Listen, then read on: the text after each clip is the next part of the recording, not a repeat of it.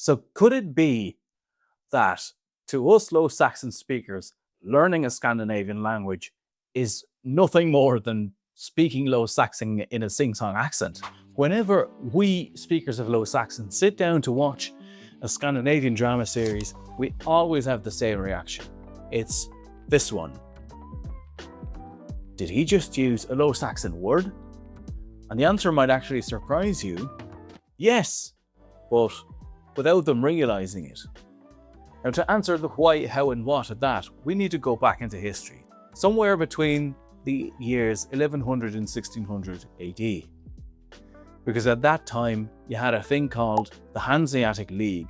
Now, the Hanseatic League was a trade network between cities in what's now northern Germany and northeast of the Netherlands. And I'm saying what's now because in that day and age, the nation states did not exist yet. So, which partly explains the success of the Hanseatic League. They came from a region that's now Lübeck, Hamburg and Bremen in northern Germany, and Zwolle, Kampen, down to the Zutphen, Onzel in the Netherlands. And if you wanted to be in on the deal, you had to speak their language, which happened to be Low Saxon, or as it's more formally known in the sources, Middle Low German. They caused a huge shift in vocabulary, in grammar, and in the way the people of Scandinavia saw themselves even. Now, the Hanseatic League was a trade network of cities. Because nation states did not exist yet, they had quite a bit of power, and they basically commandeered every part of public life in northwestern Europe, stretching from France all the way to Russia even.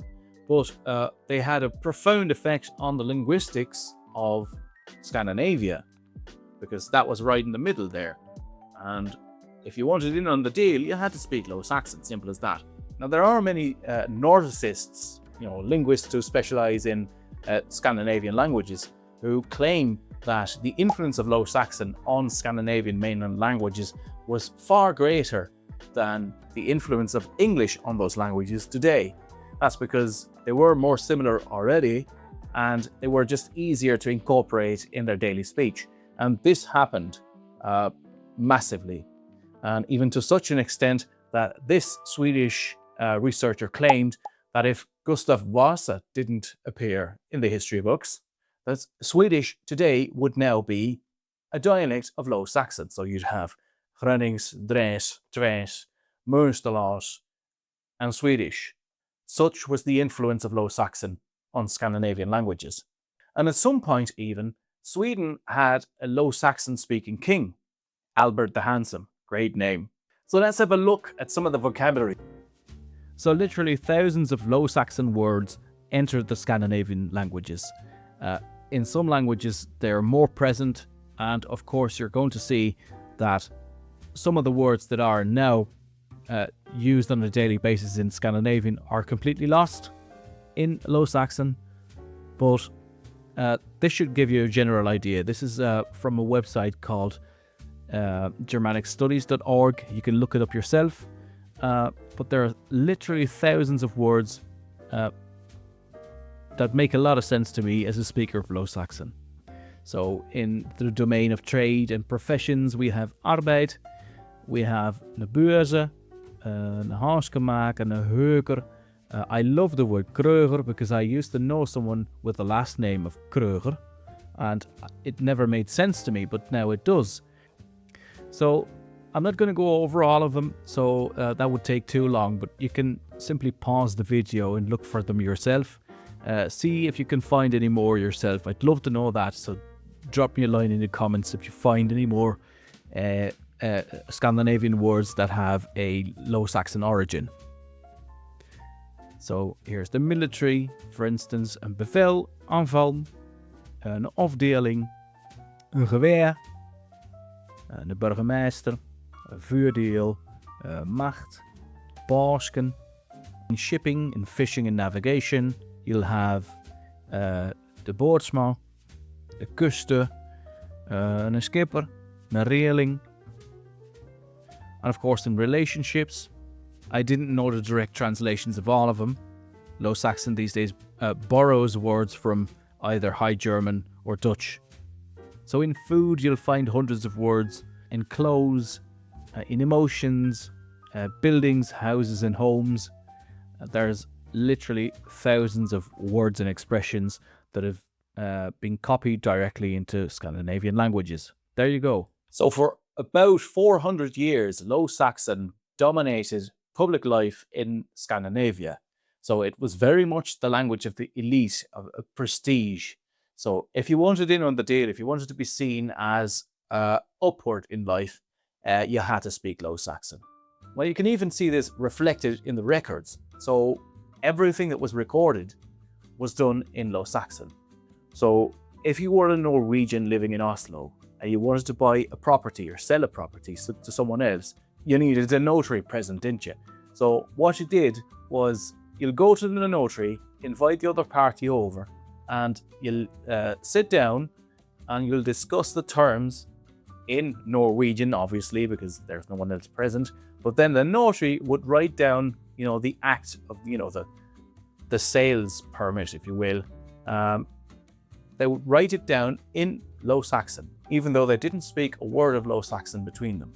The same thing happens in the Netherlands today, where if you want to make a deal with someone else, you'll write down the trade agreement in Dutch, even though there might be a Twente speaker and a notary from Twente as well, but you'll still write it down in Dutch. Now, this inevitably leads to the question, would we be able to understand each other today? And the answer is, well, we might, because I've already recorded a podcast some years ago with a Swedish speaker, which you can find here or somewhere else on my channel. And I also tried it out while on a holiday in Sicily. And I met a group of Swedish speakers and I thought, well, this is my chance. We're going to try it out now. So here's that clip. Nu vill jag vara försöken. Ska börja prata lite svenska. En ik zal praten Neder-Saxisch. Neder-Saxisch, okej. Men ik kan proberen en... Ja, vi kan förstå. Vi kan förstå varandra. Ja, det kan vi. Hur kommer det sig? Dat is een sprake in Oost-Nederland. Geen Nederlands. Ingen Nederlands. Nej. Men det heter laagjes. Lågtyst. 70% van alle woorden van het Zweeds komt Frans. Maar du kan förstå det? Ja, absolut. Du har mer utbildning på den här resan. Det är lätt att förstå. And it should also come as no surprise that if we look at a Swedish newspaper today, or a Norwegian newspaper for that matter, we'd be able to pinpoint Low Saxon words in there. Scheepslekeren. Well, I know from Norwegian that leker means doctor, so there's a bit of a bonus. So, de scheepsdokter, ik heb gewerkt op het besmette vaartuig. I've worked on that contaminated vessel. 3 personen zijn dood, have died, hardit. Op een cruise na een vermoedelijk virusuitbraak. Een Zweedse Martin Kries heeft werkt op dat vaartuig als dokter. Ja, skulle inte vilja vara i skeepslekens kläder idag. Ik zal niet willen weer in een scheepsdokter zijn kleren vandaag, zeg hij. I wouldn't want to be in his shoes today. Now, I must admit, I have learned some Norwegian because I thought it was mighty interesting to see how well the languages matched. And to my surprise, they matched quite well. Now, my favorite sentence to use if you go to buy clothes and the clerk comes up to you and says, what do you think of this pair of trousers? And you want to know what it costs. In Low Saxon, you'd say, what kostar dessa byxor? And in Norwegian, you'd say, what kostar dessa byxor? So could it be that to us Low Saxon speakers, learning a Scandinavian language is nothing more than speaking Low Saxon in a sing-song accent? I'll leave that for you to decide. So have you ever come across a Scandinavian series where you thought, I can understand this? Let me know in the comments. And if you're at it, give me a thumbs up for my algorithm. And if you're a Scandinavian seeing this, I'd love to hear your thoughts on this. And if you're a fan of this sort of content, do subscribe if you want more of this. I'd say bye for now. Hold home.